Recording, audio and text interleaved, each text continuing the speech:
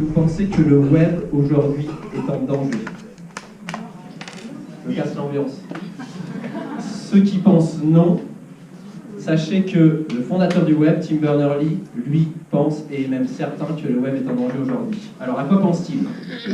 On a 50% des individus de la planète qui sont connectés aujourd'hui, ça veut dire qu'il y en a 50% qui sont toujours sur le carreau. En l'occurrence, si on regarde qui sont ces 50%, on peut se poser des questions sur les inégalités, inégalités d'accès à l'information, inégalités d'accès à la connexion. Mais ce sur quoi je vais, on va dire, impliquer mon discours, c'est principalement sur les questions liées à l'information, à la société de l'information. Les déviances qui sont liées à la désinformation, à la surcharge informationnelle, tout ce qui est lié à la manipulation des données personnelles. Ce qui va être aussi, et ce qui est identifié comme une des menaces principales par le Forum économique mondial, c'est la manipulation de l'opinion publique via l'usage des réseaux sociaux numériques. Alors, est-ce une réalité ou est-ce une fiction? Alors, si c'était une réalité, on commencerait tout simplement, je veux influer sur mon public. Je pense qu'on a tous un petit peu cette ambition-là quand on est sur les réseaux sociaux. On veut avoir de l'influence, on veut gagner de la visibilité, on veut avoir de l'engagement. Si l'action, elle est faite par un humain, si l'action, elle est faite, on va dire, individuellement et de manière humaine, à ce moment-là, elle peut être légitime. En l'occurrence, mon sujet d'intervention, c'est plutôt quand cette action-là, elle est automatisée, quand elle est développée par des acteurs potentiellement malveillants, par des groupes activistes qui vont aller exploiter les failles de ces réseaux-là pour engendrer des actions à fort impact. Engendrer des actions à fort impact, ça va nécessiter quoi?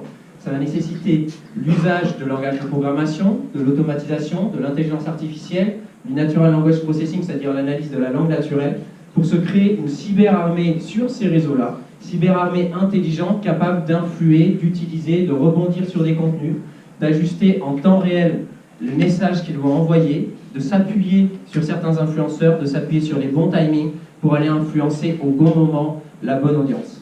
Ça se fait, c'est une réalité, ça a été mesuré en France et à l'étranger, je préfère parler de l'étranger. On va parler des élections présidentielles américaines, sur lesquelles il y a eu entre 5 et 7% lors de la campagne américaine de comptes qui étaient ni plus ni moins que des robots et qui participaient à l'échange et à la discussion sur les réseaux sociaux. En France, ça a été le cas. Moi, j'ai travaillé, j'ai fait mon étude de thèse sur ces sujets-là. À l'époque, sur Twitter, ça a pu monter jusqu'à 20% de comptes qui étaient ni plus ni moins que du spam, que des comptes malveillants, des comptes qui étaient automatisés. Voilà. Alors, la prochaine question, c'est que font les réseaux sociaux? Les réseaux sociaux sont en grande difficulté pour une raison simple, c'est qu'il y a un équilibre à avoir entre le droit de parole versus la censure.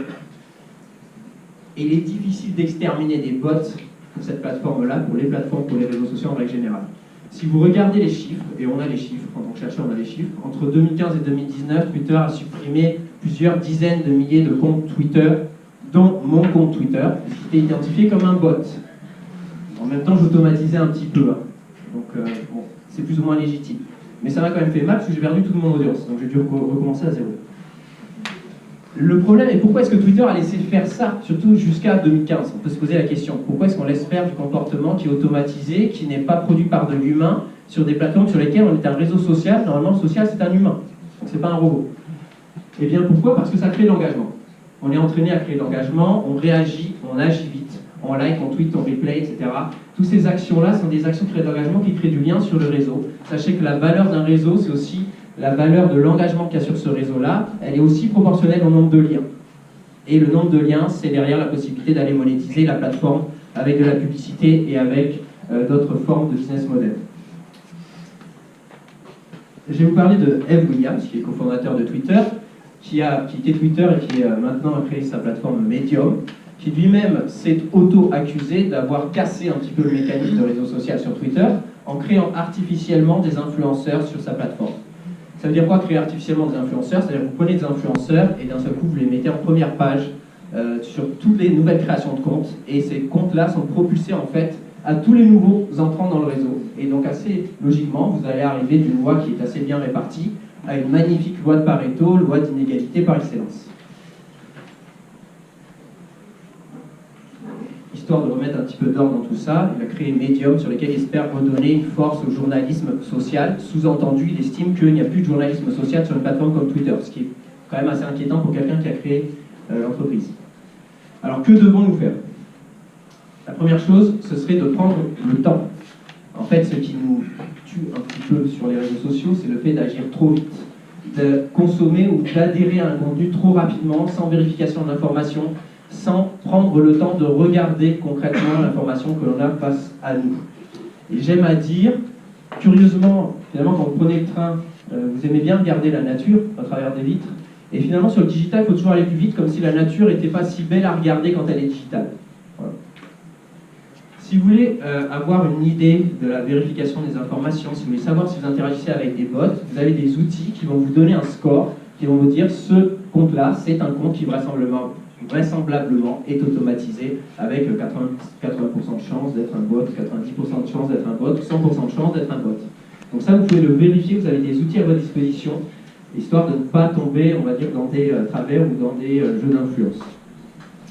Alors, que se passe-t-il si cette fois-ci ce sont les réseaux sociaux qui vous influencent? Alors là, c'est un autre problème. Le filter bubble. Le filter bubble, c'est que vos flux d'informations peuvent être personnalisés. Surpersonnalisation, ça veut dire que vous consommez des contenus auxquels vous êtes entraîné à consommer des contenus, que vous ne voyez plus certains posts de certains de vos camarades, même si vous êtes abonné à eux. Là, c'est un petit peu plus gênant dans le sens où vous ne pouvez pas faire grand-chose, même si je vous invite quand même à aller dans les settings de vos comptes et, lorsque c'est possible, à désactiver l'algorithme de personnalisation, l'algorithme de surpersonnalisation, les algorithmes d'IA, qui sont là pour simplement optimiser votre engagement. Parce que si vous optimisez votre engagement avec un contenu sur les réseaux, demain vous optimisez votre engagement avec de la pub. Et la pub, c'est le business model. Je conclue avec une phrase toute simple, qui est la phrase suivante. Évitons d'agir comme des robots, programmés à consommer des contenus qui sont eux-mêmes sélectionnés par des robots. Merci.